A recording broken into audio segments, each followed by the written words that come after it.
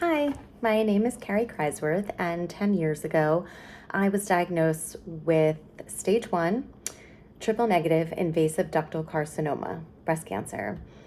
So, while every cancer is unique, in general, triple negative breast cancer, or TNBC, is a more aggressive type of tumor, and it has a significantly higher recurrence rate within the first 5 years, which oftentimes makes it difficult to treat.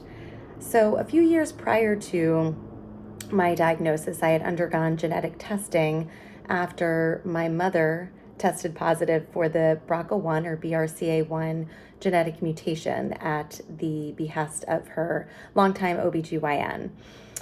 Due to our substantial family history, as my maternal grandmother and two great aunts had passed away from both breast and potentially ovarian cancer in their early 40s.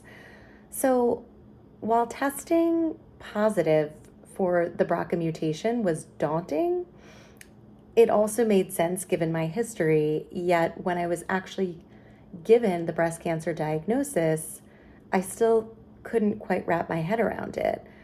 Um, I don't think any of us ever expects to hear the words, "you have cancer."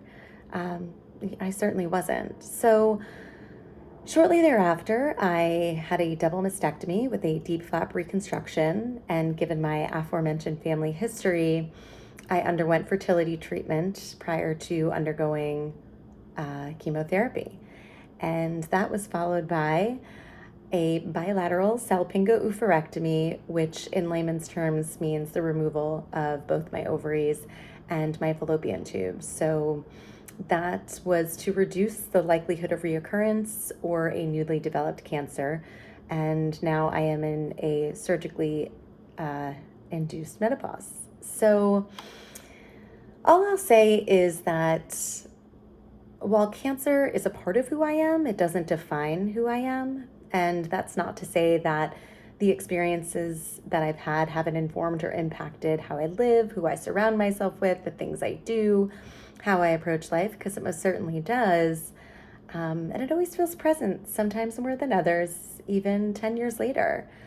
So, this long and winding road has been unpredictable and overwhelming, but it's also, in some ways, been unexpectedly beautiful.